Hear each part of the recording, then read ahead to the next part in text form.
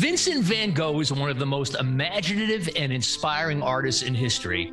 And now you're able to view his masterpieces like never before with a visual spectacular that is mesmerizing crowds across America. It's called the Immersive Van Gogh Exhibit. Today, we are here with the producer of the show, Corey Ross. Hi, Corey. Hi there. Listen, immersive is a great way to describe the exhibit. I mean, I can't wait to step into a Van Gogh painting, but is this an art exhibit, an artistic movie, experiential theater? How do you describe this genre?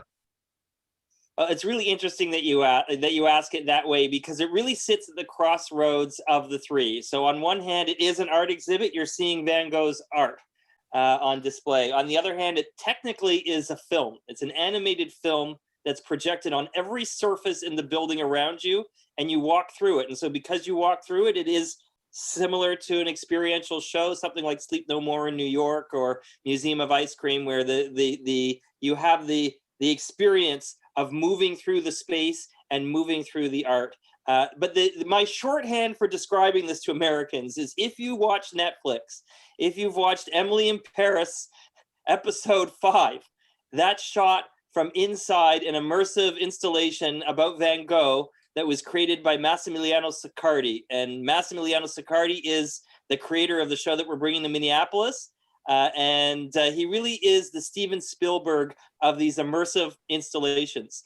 So what he does is he goes into a building and video maps all of the architecture. So every part of the building, the floor, the bricks, the walls, the columns, the archways, whatever's there, gets interpreted into the show. And so the first thing that you experience when you come in is this transformation of the architecture. Often, and in Minneapolis, I'm not going to tell you where it is, but I will tell you it's going to be sort of more of an industrial type place. So you've got kind of the rigid features of an industrial building, of the columns and the beams, etc., that get transformed with the organic images of Van Gogh, sunflowers, clouds, etc. So that's the first thing that strikes you. The second thing is just the sheer size of this. We're going to have 500,000 cubic feet of projection. Suddenly you see a piece of art that used to be, in real life is 2 feet by 4 feet, blown up to 50 feet.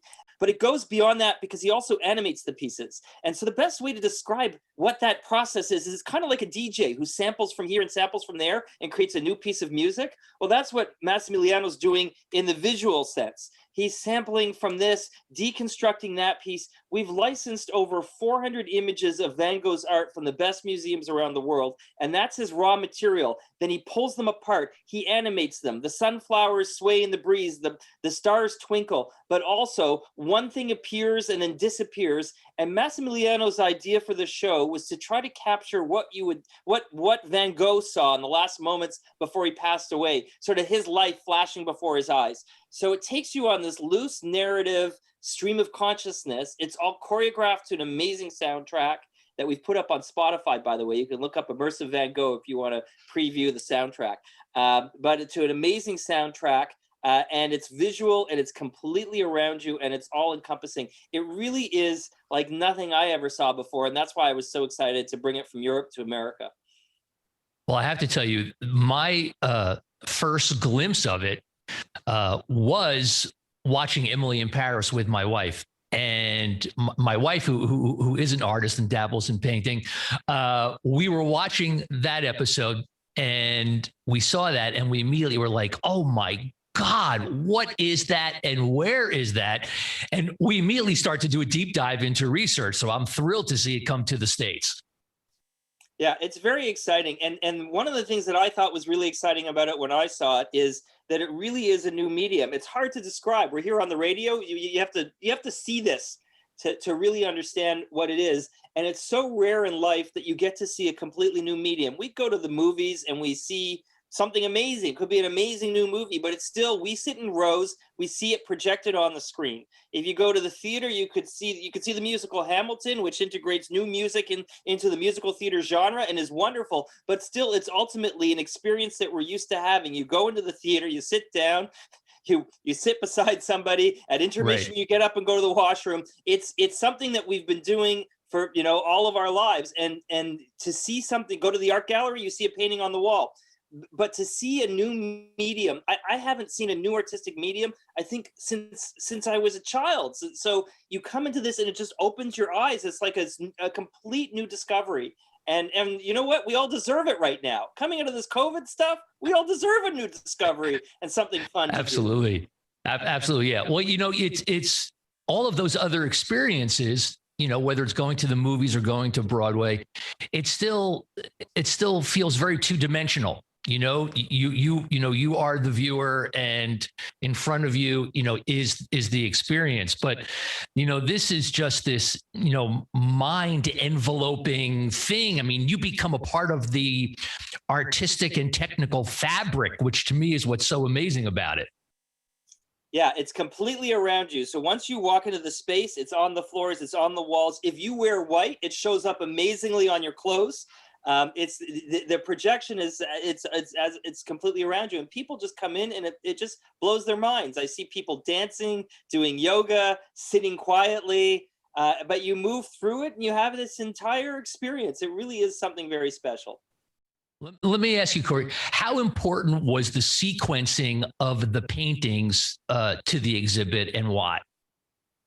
Well, listen, this is you don't come to this for an omnibus of Van Gogh's work. You come to this to get Massimiliano Siccardi's perspective as an artist. So there really are two artists involved and in dialogue in this show, and that's what makes it. So the choice of the images, the order of the images, all of this was put together by Siccardi, and it really was to create something that works around his concept of this stream of consciousness that takes you inside the psychology of Van Gogh. So the order is vital, of course, as is the choice of images. And we've really got, because we have so many, we've got all the famous ones. We've got Starry Night and Potato Eaters and sunflowers and all of the famous pieces that you imagine, and ones that you don't even remember were by Van Gogh, are in the show. But it's not about the omnibus of images so much as it's about this incredible journey that you go on, which is, as I said, a dialogue between Siccardi and Van Gogh at the end of the day, artistically. And part of this journey is I would imagine the music that is synced to these images. What role do you feel the music plays with the exhibit? Well, it's integral. I mean, it gives a beat and a rhythm, and it gives you an extra thing that your body actually physically resonates with. But it adds the emotion. And adds emotion to the show. So it's integral. Massimiliano's been working with a composer, another Italian gentleman named Luca Longobardi, and they've been working together for a decade, creating these kinds of shows together. And Luca composes some of the music, and some of it is sampling, just like a DJ does. So some of the music you'll know, and some of the music you'll discover when you come through. And as I said, we've put it on Spotify because so many of the people who've come through want to have that music at home afterwards. Well, as soon as we hop off this Zoom call, I'm going right to the Immersive Van Gogh Spotify list, because being the musicologist I am very curious to see what you guys are doing. Although I'm afraid maybe that will ruin the experience for me before I see the show. Maybe I want to do that after the show. I want to be so surprised when I actually experience it. And speaking of experiencing it, what should we really take note of as the audience is going through? What should they be taking note of this experience?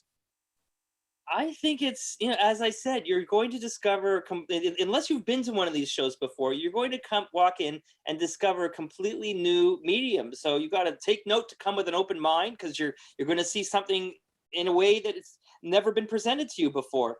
And I think that's part of the excitement.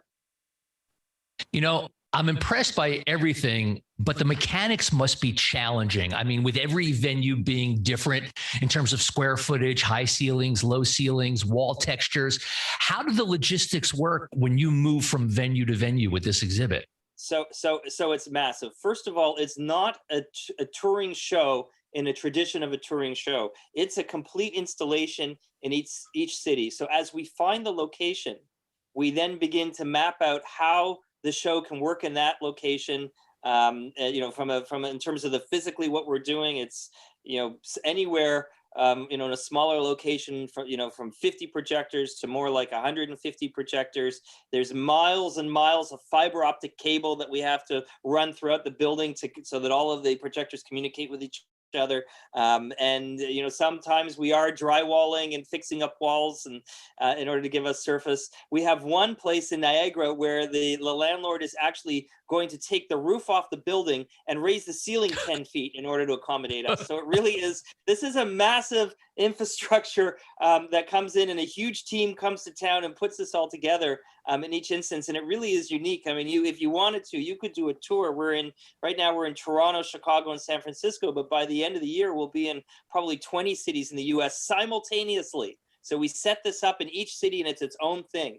But you could do a tour and see how different they all are. And it really is, feeds out of the buildings that we find. We always try to find interesting places. You'll like this. In San Francisco, we're in the original Fillmore Club.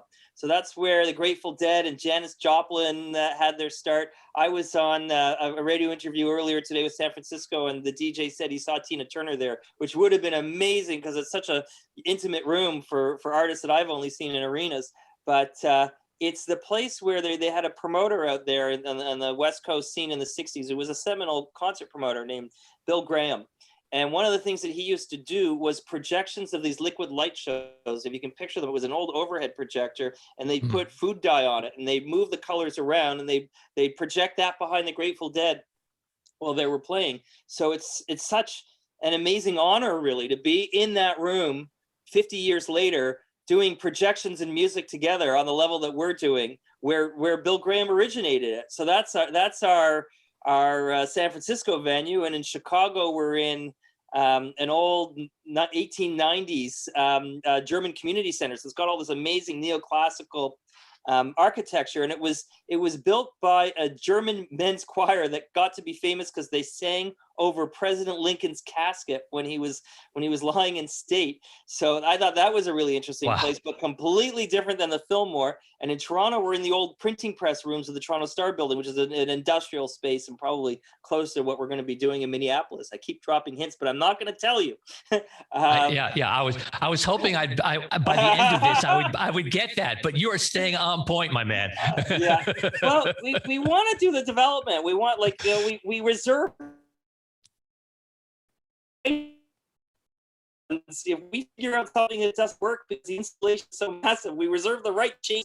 We haven't had to yet, but that's part of the reason why in every city we've kept the venue a secret until we've developed it to a certain point, and we're ready to unveil it. And there'll be a lot of promotion around unveiling it as well. So it'll be exciting. Yeah, I was going to ask you, how much time does it take for each setup? But because each venue is different, I'm sure that varies. I got to tell you, the taking the roof off and raising it 10 feet, that was a real premium in the lease agreement. Absolutely. That guy just really wanted us. I kept saying, the show doesn't fit. The show doesn't fit. And the guy said, well, what do I have to do? I said, well, part of the problem is your building's 10 feet too short. He called me the next week and said, no problem. We tore the roof off. We'll take the roof off. Yeah. I nearly fell over when he said that. That is such a great story, and I knew Billy Graham, God rest his soul, the live concert impresario. The last time I saw Bill was I was on stage with him during the entire Amnesty International concert at Giant Stadium in New Jersey, right outside New York. Wow, how cool is that? I got to experience the entire show standing next to Bill at the monitor board, and watching him do what he does is pretty amazing. But I digress. That's a whole nother conversation. When producing this exhibit, what really blew you away from the artistic side and getting on board with it? Although I would think that the roof was probably way up there. Well, I mean, listen, I mean, the first thing that blew me away was just when I first saw Massimiliano's work in Paris. But if you got to hang out with Bill Graham, and I'm jealous that you did, for me, the thing that drives me as a producer is that moment when the art meets the public.